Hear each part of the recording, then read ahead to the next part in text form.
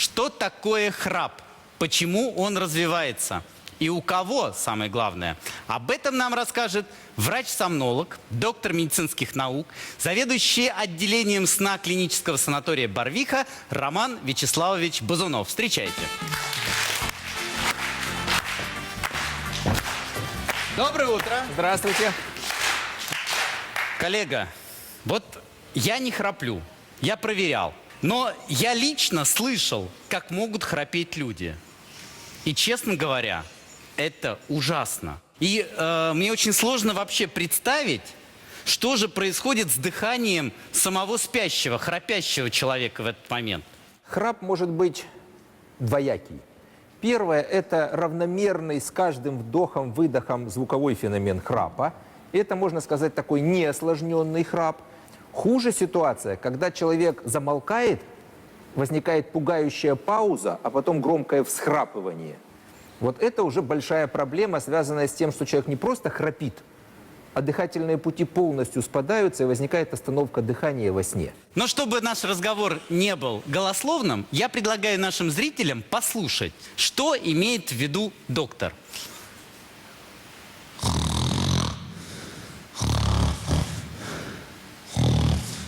Вот это первый тип храпа. Да, это первый тип храпа. А бывает еще один.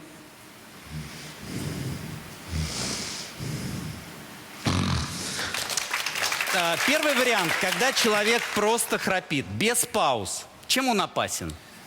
Собственно говоря, он сам по себе не очень опасен. Но хотя это уже симптом того, что дыхательные пути сузились и начали биться друг о друга.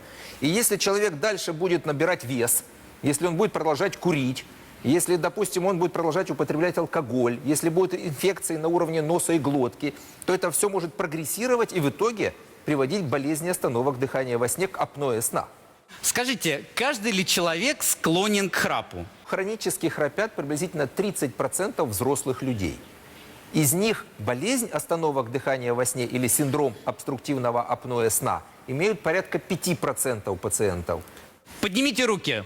Кто храпит? Коллега, но преимущественно женщины подняли руку. Ну, может быть, они более сознательные, мужчины решили скрыть. Но на самом деле, пока сохранена детородная функция, то женщины храпят меньше, чем мужчины. Вот почему-то это защищает их от храпа. Роман Вячеславович, ну вот вы правильно сказали, что храпят все-таки чаще мужчины. И очень часто у них эта проблема усугубляется приемом алкоголя.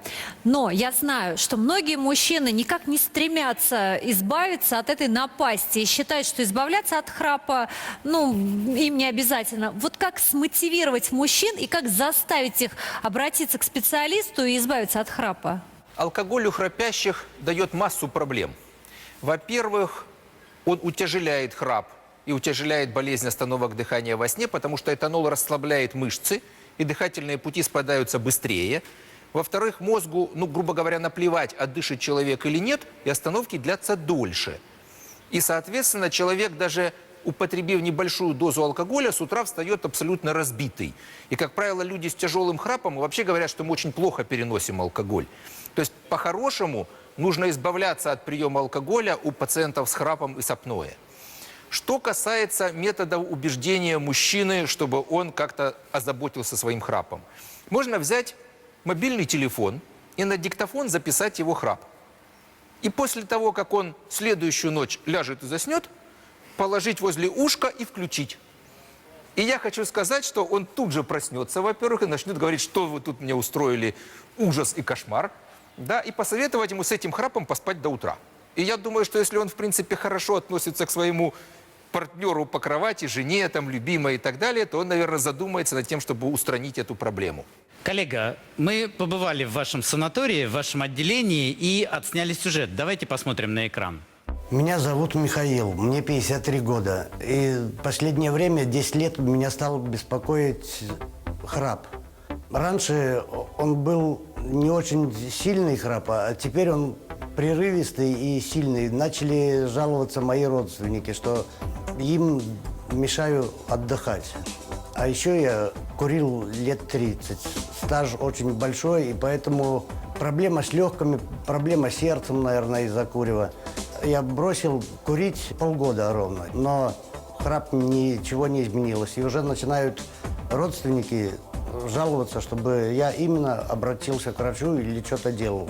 За последние 10 лет я еще и набрал, наверное, лишний вес. Килограмм на 8-10 я поправился.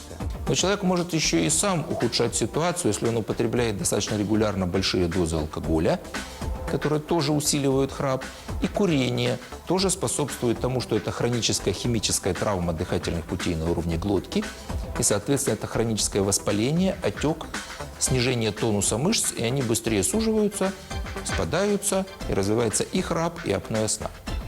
Я очень рад тому, что у меня появилась возможность обратиться в клинику, где именно лечат от храпа.